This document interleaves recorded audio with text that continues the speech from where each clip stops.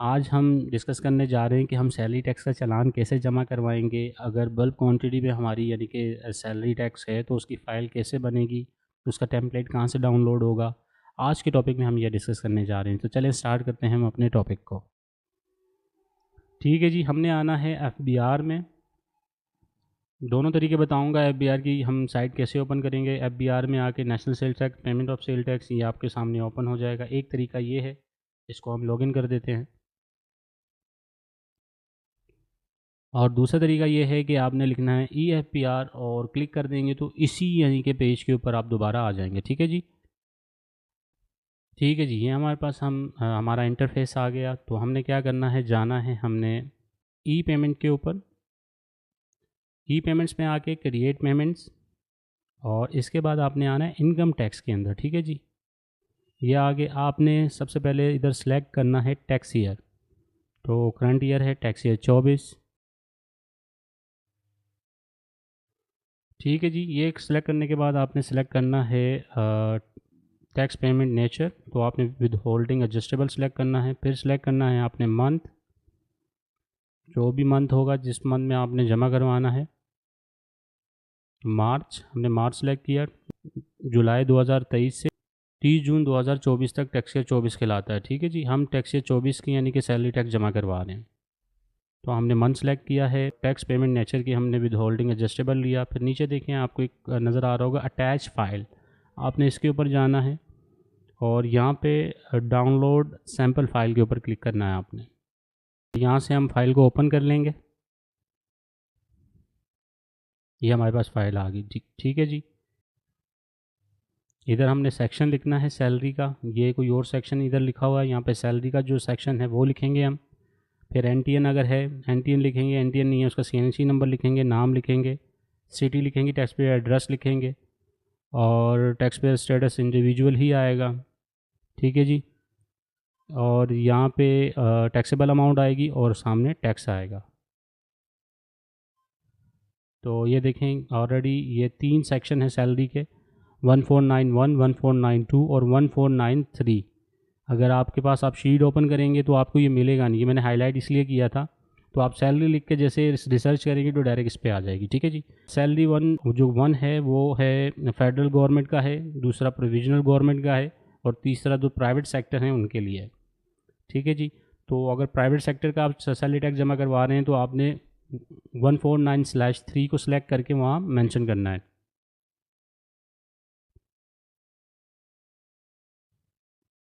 ये यानी कि प्राइवेट सेक्टर के लिए ये है। तो हम यहाँ से इसको कॉपी करेंगे 149 को,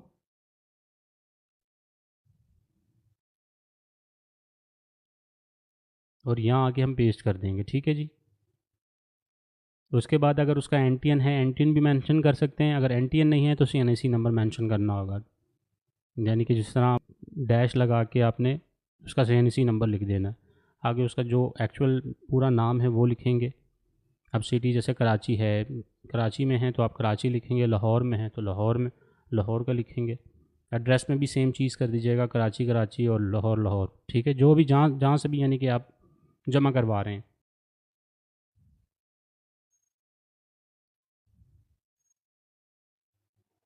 अब फ़र्ज़ करें कि 1 लाख सैलरी है,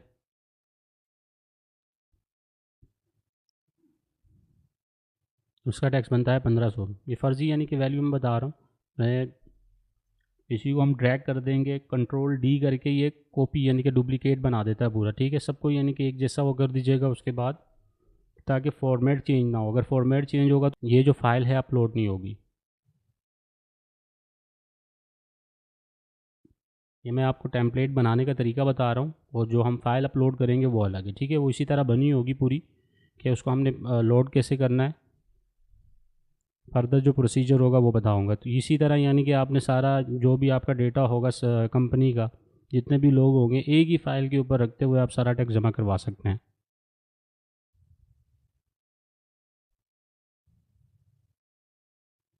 आपके पास जो भी शीट बनी होगी उससे सिर्फ जस्ट कॉपी कर लें, या कॉपी करके आके पे स्पेशल करें यहाँ पे आके।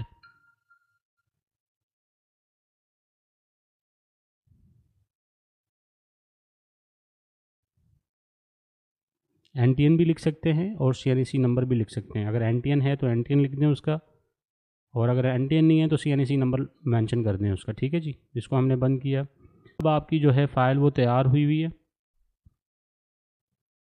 ठीक है, देखें जी, ये मेरे पास एक फ़ाइल है पूरी। ठीक है, इसको मैं लिंक किया और इंपोर्ट कर दिया यहाँ पे।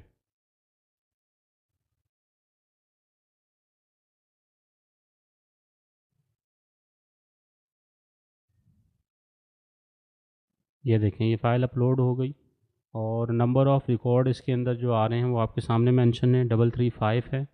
अगर डिलीट करनी होगी यहाँ से डिलीट करें और यहाँ से व्यू कर सकते हैं।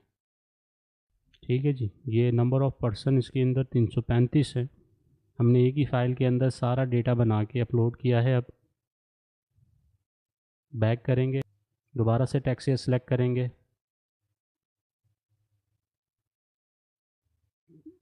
टैक्स ईयर 24, ये देखिए 6,26,159 का है। और यहाँ आके हम लिख देंगे 6,26,000।